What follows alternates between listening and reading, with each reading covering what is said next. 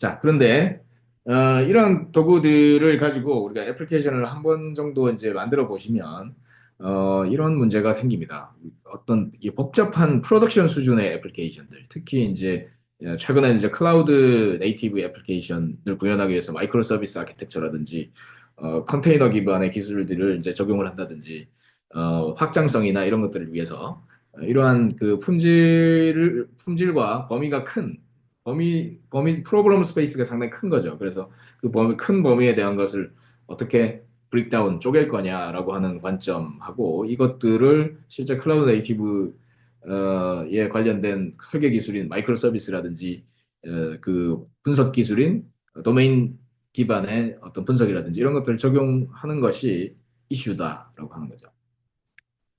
그래서 우리가 클라우드 네이티브 애플리케이션은 뭐 아시다시피 컨테이너를 기반으로 패키징을 하고 최근의 언어와 기술 프레임워크를 이용을 하고 있고요. 그리고 마이크로 서비스 아키텍처로 우리가 여러 개의 서비스로 그 전체 업무 영역을 어떻게 잘 쪼갤 것이냐. 그리고 이 쪼갠 것들을 어떻게 서로 잘 연동되게 하고 뭐 데브옵스 프로세스를 가지고 동적으로 관리를 하고 쿠버네티스에다가 어떻게 배포하고 뭐 이러한 디테일이 있다는 거죠. 복잡한 이런 것들을 AI가 구현할 수 있느냐라고 하는 도전입니다.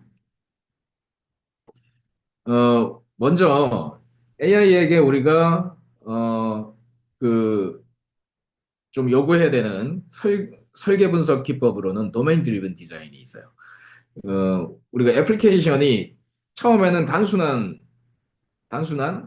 하나의 프로블럼 스페이스. 그러니까 우리가 요구사항이 단순할 거예요. 처음에는 우리의 시스템이 단순한 요구사항에서 시작을 합니다. 그래서 거기에서 점점 더 기능들이 요구사항들을 그러니까 문제 영역이라고 부를게요. 프로블럼 스페이스 혹은 도메인이라고 표현할 수 있습니다. 어떤 업무의 전문적인 프로세스나 그 어떤 지식 구조 그걸 우리가 도메인이라고 한다면 그 도메인들이 점점 중첩되죠. 점점 중첩되면서 시스템이 복잡해집니다. 그 도메인들을 담기 위한 모델이 복잡해집니다. 모델이라고 하는 것은 단순하게 생각하면 데이터베이스 테이블도 모델이 될 수가 있고요. 여러분들의 자바 클래스들, 뭔가 클래스들이 서로 연관관계가 되어 있는 그러한 구조, 그것을 우리는 그런 자료 구조의 형태, 그런 것들을 우리는 어, 도메인 모델이라고 할 수 있어요. 이 도메인 모델이 여러 개의 프로블럼 스페이스, 제가 이야기한 그 도메인이 중첩되면서 여러분들의 시스템이 매우 복잡해지고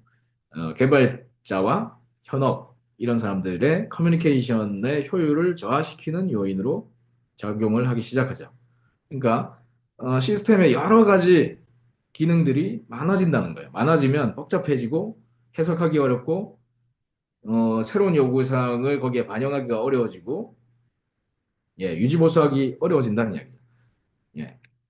자, 그 이야기는 실제 사람이 구현을 하지 않고 AI가 구현을 할 때도 마찬가지라는 거예요. 지금 여기에 예시가 있는데, 예를 들면 고객이라고 하는 모델이 있다고 볼게요. 고객에 대해서 우리가 초창기에 영업적인 컨텍스트에서는 고객에 대한 정보는 여기에 견적, 그 다음에 메시지, 그 고객과 나눈 노트, 이 정도만 있으면 되겠죠. 그런데 이 영업이 잘 되어서 우리가 이 여기 이제 보면은 여행사 시나리오예요.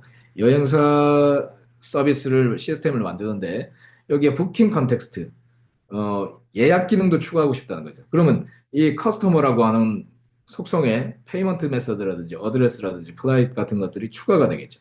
그리고 또 기능을 이제 영업도 잘 되고 부킹 예약도 시스템 기능이 잘 되니까 예를 들면 이제 마케팅을 또 하고 싶은 거죠. 그러면 기존의 시스템에 우리는 로열티, 페르소나, 뉴스레터, 프리퍼런스 같은 이러한 기능들을 계속 추가하게 될 겁니다. 그러면 이 모델, 우리가 이야기하는 이 데이터베이스 모델이나 클래스 모델이 매우 복잡해진다는 거죠. 복잡해지면서 점점 우리는 일반화를 계속 시키게 될 겁니다. 일반화를 시킨다는 게 이 하나의 테이블이나 클래스에다가 여러 기능들이 유연하게 일반화되게 모든 걸 커버하게끔 이렇게 이 시스템을 계속 이 시스템의 설계가 점점 규모가 커진다는 거죠.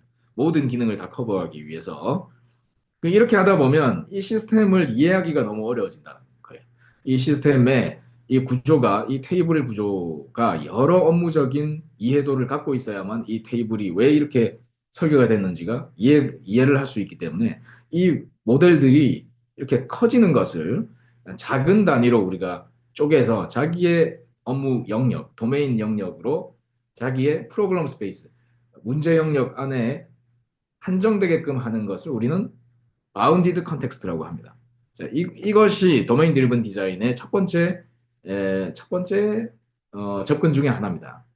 바운디드 컨텍스트로 프로블럼 스페이스, 그러니까 도메인의 영역을 한정시키자. 그래서 자기만의 영역으로 이렇게 한정시키고 쪼개게 되면 여기 나와 있는 것처럼 이 커스터머라고 하는 것은 세일즈 컨텍스트에서는 영업적 컨텍스트에서는 리드라고 하는 테이블로 디파인 되고 거기에 필요한 속성들만 있으면 된다. 그리고 부킹 컨텍스트에서는 패신저, 여객이라고 하는 관점으로 관련된 속성들만 있으면 될 겁니다.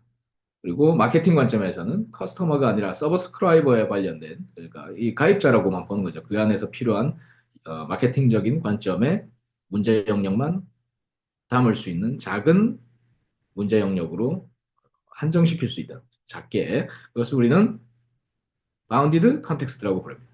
그래서 맥락을 한정시키게 되면 그 속에서 있는 이 커뮤니케이션이 매우 원활해집니다. 원활해진다는 게 우리 소스 코드가 상당히 읽기 좋아지고 LLM한테 시켜도 LLM이 내가 만들어야 되는 요구사항을 정확하게 파악하기 좋다는 거예요. 우리가 실제로 LLM에게 업무의 영역을 예를 들면은 요구사항의 문서를 입력을 주는데 전체 요구사항이 100페이지짜리 문서라고 볼게요. 그 100페이지짜리 문서에 업무 도메인이 10가지가 다 이렇게 섞여져 있다라고 하면 그것을 읽고 이해하는 데 있어가지고 급격히 성능이 저하는 것을 볼 수가 있습니다. 어느 정도 수준에서. 우리는 그 컨텍스트를 작게 만들어줄 때, 우리가 내가 구현해야 되는 업무의 영역을 작게 만들어줄 때 LLM의 소스 코드의 정확도가 유지될 수 있다는 거죠. 그래서 우리가 이 LLM에게 이 전체 업무의 영역을 한 번에 다 주고 문제를 풀게 하는 것과 업무의 영역을 이렇게 쪼개서 각자의 LLM 인스턴스를 통해서 그 한정된 맥락 속에서 요구사항을 정의하고 구현을 하게 하는 것은 성능 차이가 많이 생긴다. 자, 이런 작업 후에는 우리는 이렇게 쪼개져 있는 도메인, 멀티 도메인 사이를 연결을 해줘야 됩니다. 그 연결을 할 때는 우리가 이러한 이벤트 기반으로 펍섭 관계로 이 여러 개의 멀티 도메인 간에 연동된 관계가 있다면 그건 이벤트 드리븐하게 인티그레이션 하는 것도 AI에게 그 다음 페이즈로 시킬 수가 있을 겁니다. 자, 이런 식으로 큰 문제를 작은 단위로 브레이크다운 시키고 그 속에서 모듈을 마이크로 서비스로 구현을 하게 한 후에 전체를 이벤트 드리븐 아키텍처로 연관 짓게끔 AI에게 구현을 하도록 유도를 할 수가 있다는 거죠. 자, 그러면 이 바운디드 컨텍스트로 먼저 큰 문제 영역을 우리가 쪼개는 관점이 중요한데 이걸 AI한테 잘 학습을 시켜야 됩니다. 크게 두 가지 관점이 있어요. 마이크로 서비스를 분해하는 관점이라고 표현을 했는데 우리가 여기 이제 BC, 바운디드 컨텍스트라고 하는 것이 마이크로 서비스를 분해하는 하나의 좋은 관점이 될 수 있죠. 말씀드렸다시피 업무의 그 도메인 업무의 영역의 그 작은 범위를 우리는 바운디드 컨텍스트라고 했습니다. 쪼개는 관점으로 쪼갠 범위 그 범위에 쪼개는 관점으로 비즈니스 관점이 있을 겁니다. 먼저 이제 도메인 관점, 업무의 중요도와 전문성 위주로 쪼개는 거죠. 그다음에 조직 관점. 그 기존의 조직이 어떻게 생겼는데 그 조직이라고 하는 것이 이미 각 업무의 영역의 전문 집단 위주로 우리가 쪼개는 거기 때문에 그 조직 관점으로 쪼갤 수가 있을 거고요. 그다음에 사용자 관점. 사용자가 어떤 관점을 갖고 있냐에 따라서 쪼갤 수도 있을 겁니다. 이건 이제 비즈니스적인 관점으로 쪼개는 기법들이죠. 그리고 기술적인 관점에서는 트랜잭션과 성능이라든지 인프라, 우리가 데이터베이스를 사용하는데 이게 OLTP성인지 OLAP 성격인지에 따라서 쪼갤 수도 있고, 사용되는 여러 가지 기술들이 사용하는 언어가 다르다든지 자바 플랫폼을 쓰는 게 좋을 수도 있고, 다른 뭐 파이썬 같은 플랫폼을 써야 될 수도 있고, 버전이 다를 수도 있고, 그럴 때는 인프라 관점으로 이제 기술적 관점으로 쪼개는 요인이 될 수가 있을 겁니다. 그래서 이러한 요인들로 시스템을 쪼개게끔 AI가 먼저 쪼개는 작업을 하도록 하는 것이죠.